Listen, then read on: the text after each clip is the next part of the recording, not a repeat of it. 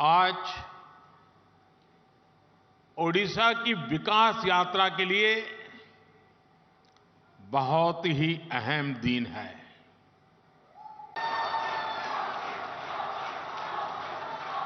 ओडिशा के राज्यपाल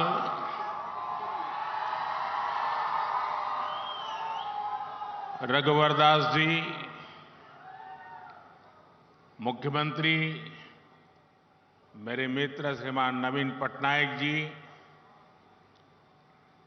केंद्रीय मंत्रिमंडल के मेरे सहयोगी धर्मेंद्र प्रधान, अश्विनी वैष्णव, विश्वेश्वर तुडू, संसद के मेरे साथी नितेश गंगादेव जी,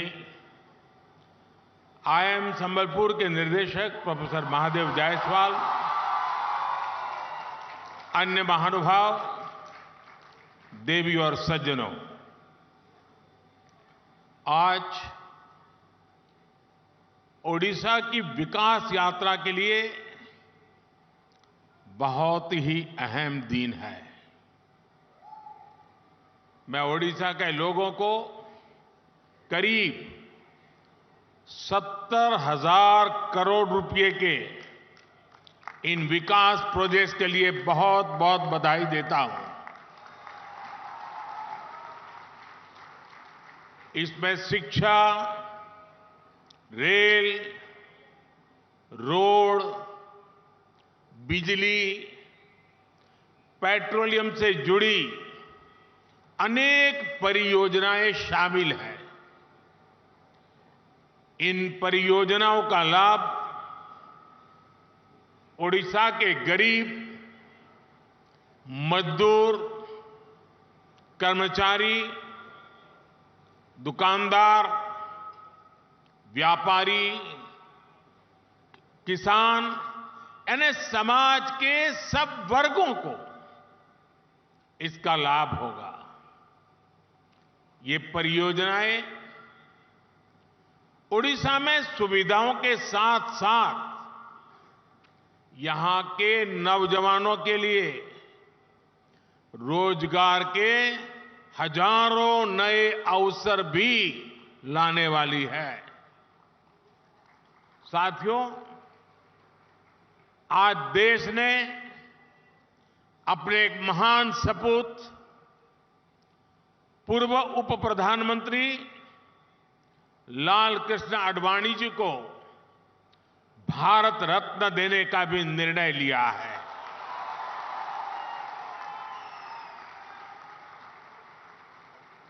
भारत के उप प्रधानमंत्री, गृह मंत्री एवं सूचना प्रसारण मंत्री के रूप में और दशकों तक एक निष्ठावान, जागरूक सांसद के रूप में आदरणीय आडवाणी जी ने देश की जो सेवा की है वो अप्रतिम है।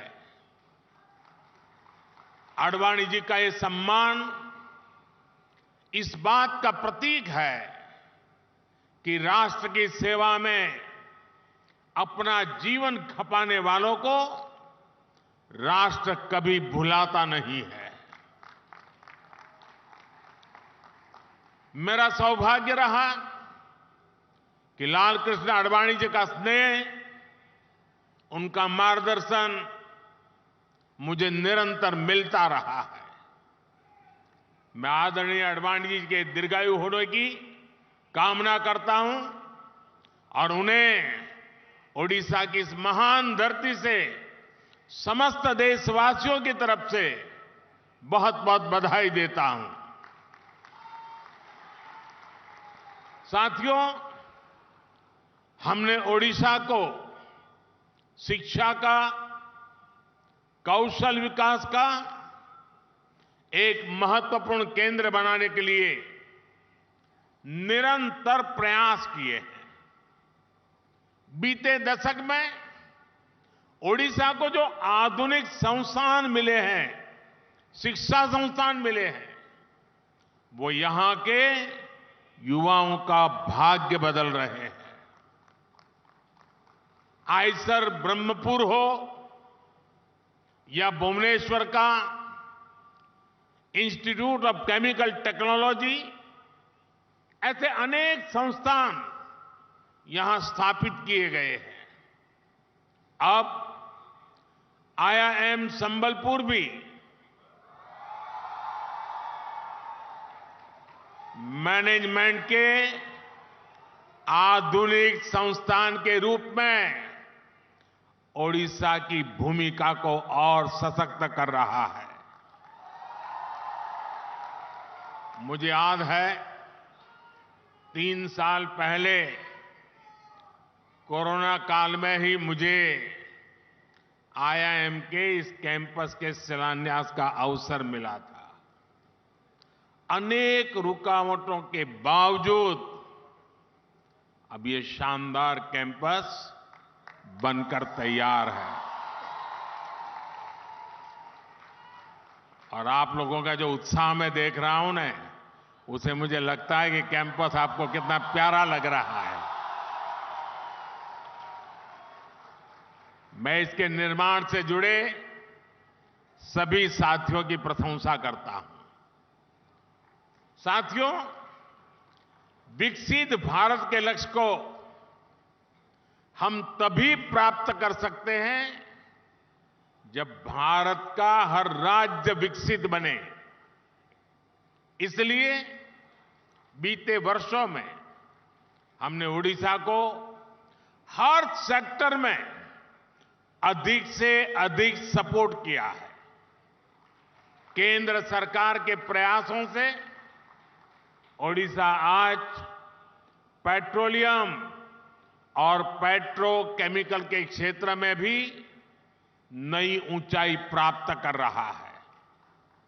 पिछले 10 सालों में ओडिशा में पेट्रोलियम और पेट्रोकेमिकल क्षेत्र में 1.25 लाख करोड़ रुपए से अधिक का निवेश किया गया है। बीते 10 वर्षों में पहले की तुलना में रेलवे के विकास के लिए उड़ीसा को 12 गुना ज्यादा बजट दिया गया है। बीते 10 वर्षों में प्रधानमंत्री ग्रामीण सड़क योजना के तहत ओडिशा के गांवों में करीब 50,000 किलोमीटर सड़कें बनी हैं। राज्य में 4,000 किलोमीटर से अधिक नए नेशनल हाईवे का निर्माण भी हुआ है। आज भी यहां नेशनल हाईवे, उससे जुड़ी 3 बड़ी परियोजनाओं का लोकार्पण किया गया है। इन प्रोजेक्ट से झारखंड और ओडिशा के बीच इंटर स्टेट कनेक्टिविटी बढ़ेगी और यात्रा की दूरी भी कम होगी। ये क्षेत्र खनन, बिजली और इस्पात उद्योग की संभावनाओं के लिए जाना जाता है। इस नई कनेक्टिविटी से इस पूरे क्षेत्र में नए उद्योगों के लिए संभावनाएं बनेगी, रोजगार के हजारों नए अवसर बनेंगे। आज संबलपुर तालचेर रेलखंड का दोहरीकरण, जार तरभा से सोनपुर सेक्शन तक नई रेल लाइन का भी शुभारंभ हो रहा है। पूरी सोनपुर एक्सप्रेस से सुबर्णपुर जिला, यानी हमारा सोनपुर जिला आज रेल कनेक्टिविटी से जुड़ रहा है। इससे श्रद्धालुओं के लिए भगवान जगन्नाथ का दर्शन करना और आसान हो जाएगा। ओडिशा के हर परिवार को पर्याप्त और सस्ती बिजली मिले, इसके लिए हम निरंतर प्रयासरत हैं।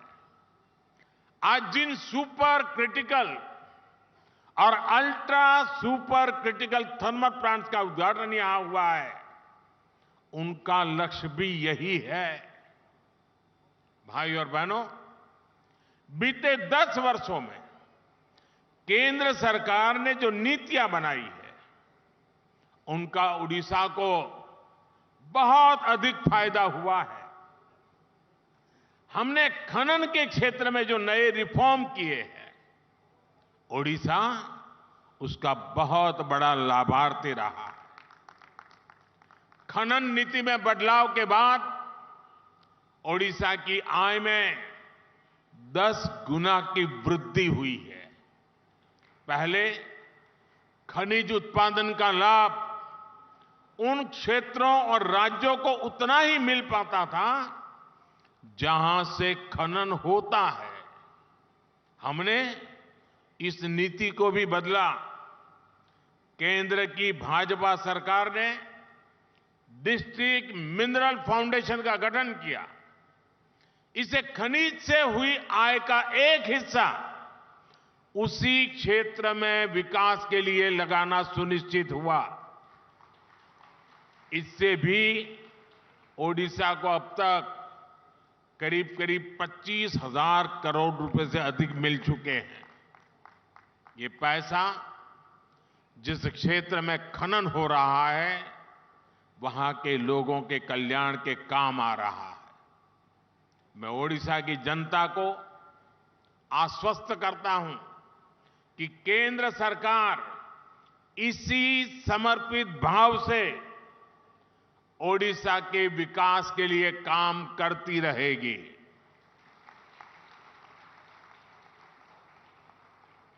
साथियों, मुझे यहां से एक बहुत बड़े कार्यक्रम में जाना है, खुले मैदान में जाना है, तो वहां मिजाज भी कुछ और होता है। तो मैं यहां लंबा समय आपका नहीं लेता हूं, लेकिन वहां मैं जरा अधिक समय लेकर के काफी बातें करूंगा। 15 मिनट के बाद उस कार्यक्रम में पहुंचूंगा। एक बार फिर आप सभी को विकास कार्यों के लिए मैं बहुत बहुत बधाई देता हूं और मेरे युवा साथियों को विशेष बधाई।